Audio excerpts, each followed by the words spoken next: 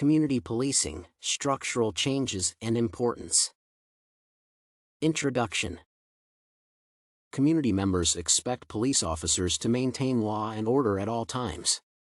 At times, it is hard for police officers to know criminals in a certain locality, but local people know criminals. As such, police officers expect a community to volunteer information that would assist in apprehending criminals in society. This calls for a rapport between a local community and police officers for community members to volunteer such information. As such, police officers should be friendly to community members and meet their expectations. In addition, members who volunteer sensitive information must be safe at all times. Their safety remains guaranteed if the information volunteered remains confidential. In situations where officers collude with criminal gangs to frustrate community members, community policing remains a mirage. This paper seeks to explain what community policing is all about, its relevance, and its importance. Community policing.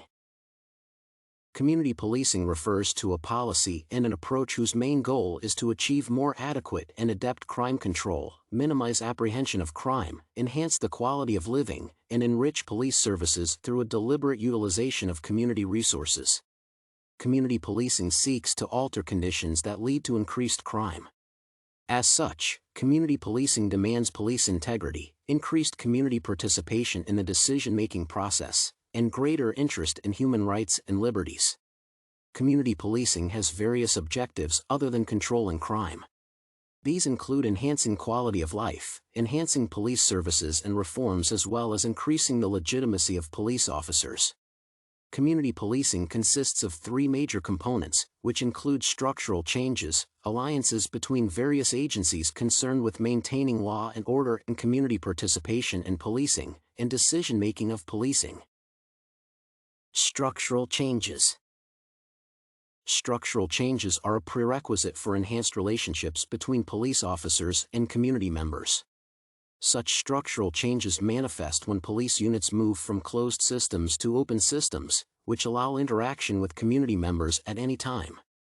Police units should be more decentralized to enhance improved deployment of police officers in a community and better use of police officers. In addition, it enhances closer interaction between police officers and community members.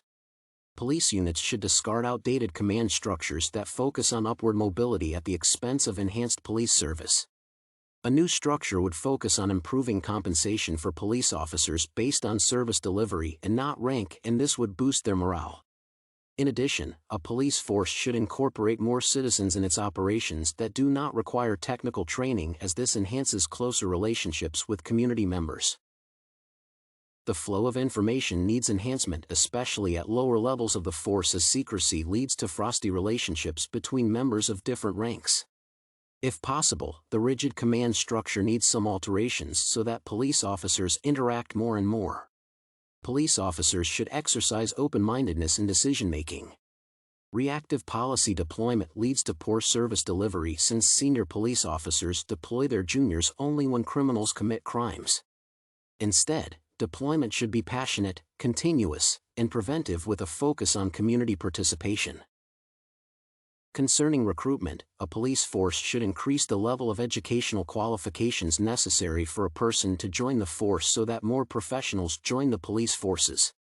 Lowering of grades required for joining a police force makes it appear as if a police force is for failures, and thus encourages people who lack jobs elsewhere to join for the sake of earning some good pay. Lastly, on structural changes, training granted to police officers should focus more on the people who require protection and how such people can be part of the solution to enhanced security. As such, recruits should receive training in interpersonal skills. Concerning performance evaluations, criteria for such evaluations must insist on quantitative community-focused activities. Community policing should be imparted to all police officers instead of creating units to deal with community policing, as this would enhance continuity and uniformity in community policing. Alliances between various agencies. The police force should interact with other agencies in a community to enhance openness and gain trust from community members. Such agencies include human rights groups, community-based organizations that deal with crime-related issues in a locality, as well as other government agencies. This ensures that community members get information on how a police force is getting along in its services. As such, a police force should share non-vital information with agencies concerned with community policing. For instance, a police force should send out information on available resources so that community members understand when a response fails. In this case, community members may volunteer resources to enhance service delivery in the police force. Such alliances minimize friction between agencies that participate in community policing. Community involvement. Community involvement in policing is perhaps the most crucial component of community policing, which many people refer to when defining community policing. This component involves incorporating community members in issues relating to security through spheres of influence like churches, mosques, educational institutions, and community-based organizations, as well as the family.